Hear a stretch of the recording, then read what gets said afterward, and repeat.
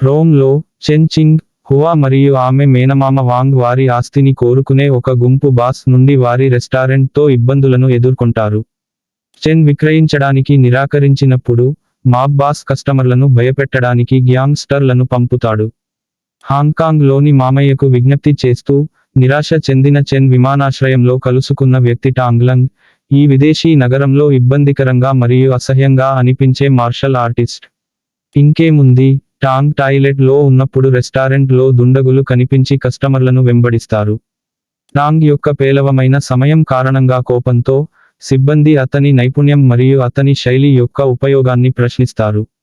తరువాత గ్యాంగ్స్టర్లు ఎక్కువ మంది కస్టమర్లను వేధించడానికి తిరిగి వచ్చారు, అయితే ఈసారి టాంగ్ ఒంటరిగా దుండగులను ఓడిస్తాడు. అయినప్పటికీ గ్యాంగ్స్టర్లు ఇప్పుడు ప్రతీకారం తీర్చుకుంటారని మరియు ఈ విజయం పరిస్థితిని మరింత దిగజార్చుతుందని వాంగ్ హెచ్చరించాడు.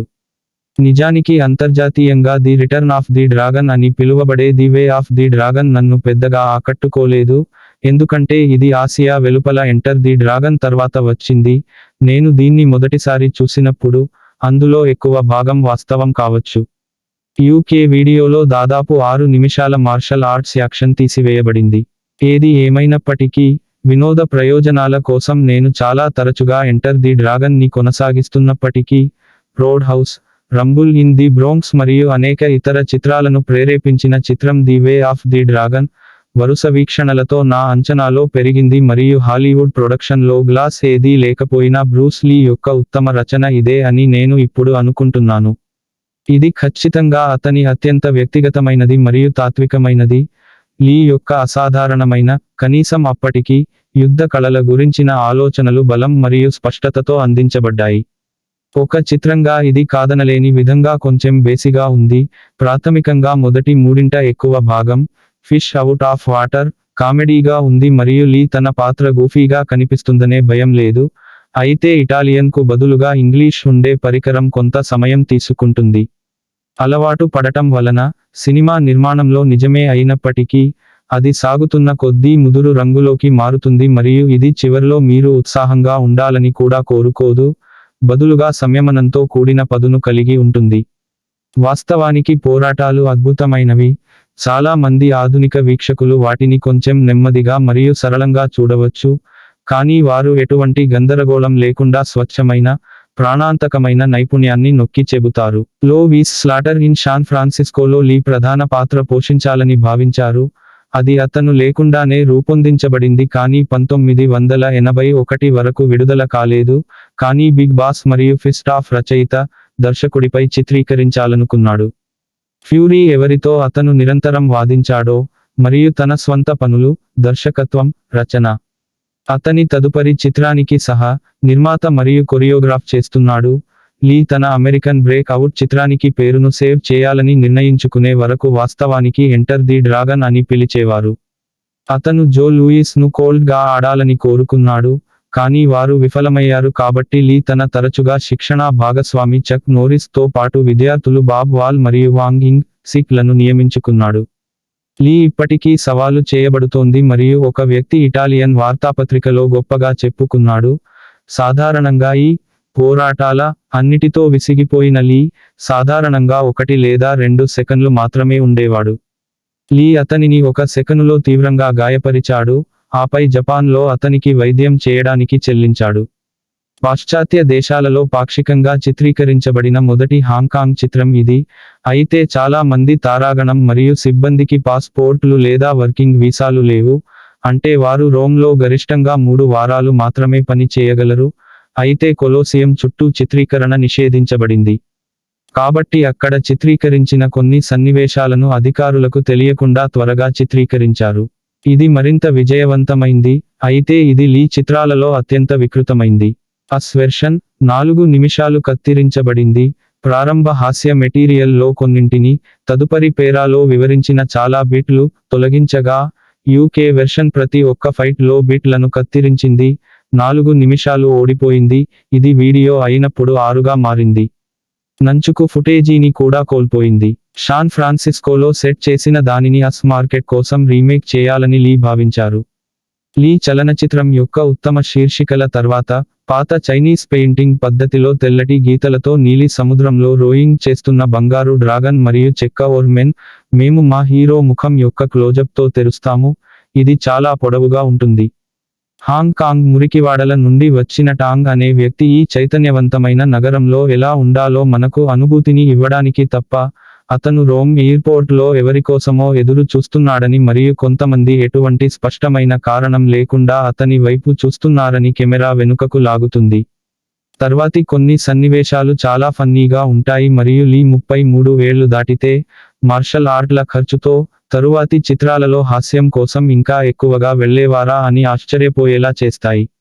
ఆపివేయబడి, రెస్టారెంట్లో తప్పుడు ఆహారాన్ని ఆర్డర్ చేసి, అనుకోకుండా ఒక వ్యభిచారిచే తీయబడ్డాడు. అతను రెస్టారెంట్ టాయిలెట్ నుండి బయటకు వస్తున్నప్పుడు ఒక చెడ్డ వ్యక్తిని ఢీకొన్నందుకు క్షమాపణలు చెప్పాడు, మరియు అతనికి ఆధునిక టాయిలెట్లు ఎలా పని చేస్తాయో కూడా తెలియదు, మరెక్కడా ఏమి జరిగిందో తెలియదు.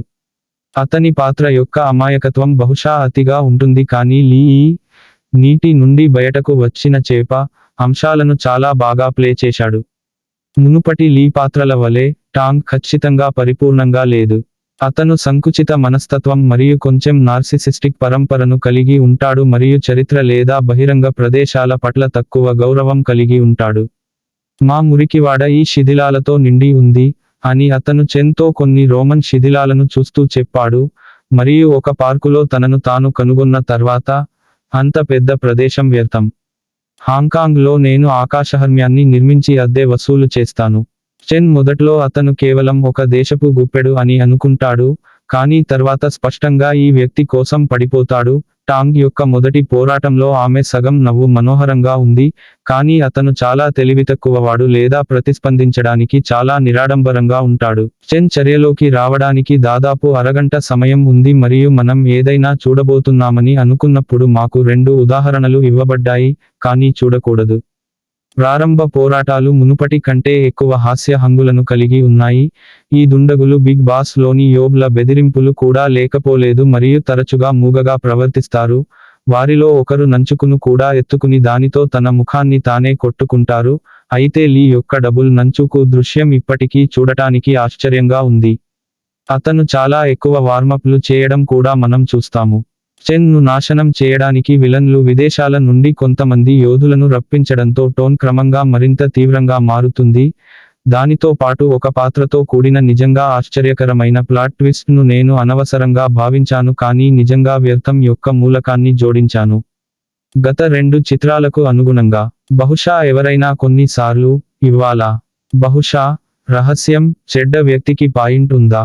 చెన్ తన ప్రత్యర్థులను ఓడించిన తర్వాత లేదా చంపిన తర్వాత, అసలు భాష కంటే ఆంగ్ల డబ్ మరింత అర్థవంతంగా ఉండేందుకు మనకు అరుదైన ఉదాహరణ ఉంది, కనీసం ఉపశీర్షిక అయినా. కాంటోనీస్ వెర్షన్ లోని ఉపశీర్షికలు డైలాగ్ యొక్క చివరి పంక్తిని ఇలా చదివాయి: తుపాకులు మరియు కత్తుల ఈ ప్రపంచంలో, టాంగ్ లంగ్ అతను ఎక్కడికి వెళ్ళినా గౌరవించబడతాడు. ఇది బాగానే ఉంది, కానీ నేను లైన్ యొక్క ఆంగ్ల డబ్ను ఎక్కువగా ఇష్టపడతాను. తుపాకులు మరియు కత్తుల ఈ ప్రపంచంలో, టాంగ్ లంగ్ ఎక్కడికి వెళ్ళినా, అతను ఎల్లప్పుడూ ఒంటరిగా ప్రయాణిస్తాడు. రెండోది సినిమా చివర్లో దుఃఖాన్ని అతిగా లేకుండా పెంచింది. లీ తరచుగా తన ప్రత్యర్థులతో నేలను తుడిచిపెట్టడాన్ని చూపించడానికి ఇష్టపడేవాడు, మరియు లీ విద్యార్థులు వాంగ్ ఇంగ్, సిక్ మరియు బాబ్ వాల్ లతో చేసిన గొడవలు బహుశా చెన్ ఎప్పుడూ ప్రమాదంలో ఉన్నట్లు కనిపించని చిన్న ఇద్దరు ఏకపక్షంగా ఉండవచ్చు. కానీ చక్ నోరిస్తో కొలోజియం ద్వంద్వ పోరాటం, కొన్నిసార్లు స్థానిక పిల్లుల షాట్లతో ఇంటర్కట్ అధ్యయనం కోసం పోరాటంగా మిగిలిపోయింది. ఇది కొందరికి నిరుత్సాహంగా కనిపిస్తోంది.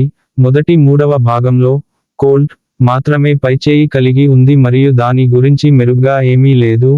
మీరు ప్రతి కిక్ మరియు పంచ్ ను అనుభవించే ఒకే మనస్సు గల క్రూరత్వం. లీ సహనం యొక్క ప్రాముఖ్యతను నొక్కిచెప్పాడు.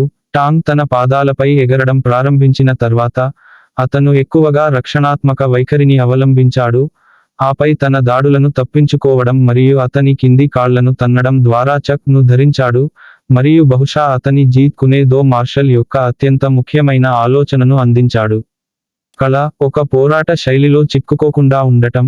అయితే లీ స్వీకరించడం యొక్క ప్రాముఖ్యత గురించి చెప్పినప్పుడు, అతను బహుశా సాధారణంగా జీవితాన్ని సూచిస్తూ ఉండవచ్చు. మరియు ఇక్కడ లీ పాత్ర తన ప్రత్యర్థిని గౌరవంగా చూసుకోవడం ఆసక్తికరంగా ఉంది. అతను చివరకు అతని కుడి చేయి మరియు ఎడమ కాలును ఆశ్చర్యపరచడంలో విజయం సాధించాడు, కానీ అతను వస్తూనే ఉన్నాడు మరియు టాంగ్ విచారంతో అతన్ని చంపవలసి ఉంటుంది. అప్పుడు అతను తన శరీరాన్ని తన చొక్కాతో కప్పి, అతనిపై తన నల్ల బెల్టును ఉంచాడు, మౌనంగా ప్రార్థన చేసి, తరువాత శ్మశానవాటికలో అతని సమాధిని సందర్శిస్తాడు. అది అతనిది, అది చంపబడిన వెయిటర్లలో ఒకరు కావచ్చు.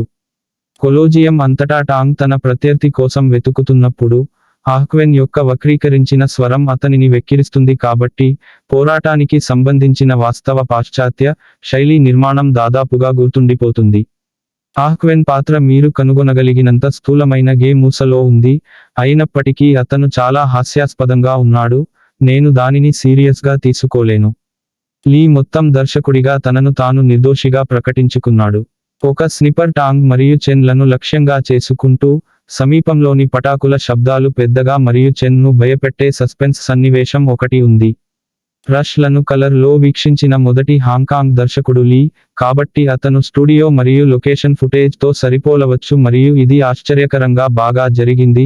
చివరి పోరాటంలో నిజమైన కొలోజియం యొక్క బ్యాక్ ప్రొజెక్ట్ చేసిన షాట్ ను చూడండి, ఇది దాదాపు అతుకులుగా ఉంది. నోరా మియావో ఈ చిత్రంలో చాలా అద్భుతంగా ఉంది, ఎందుకంటే ఆమె పాత్ర నిరాశ నుండి నమ్మశక్యం కాని ప్రేమ వరకు వెళుతుంది. ఆమె ఎన్నడూ ఆమెకు అర్హమైన భారీ స్టార్ కాకపోవడం సిగ్గుచేటు.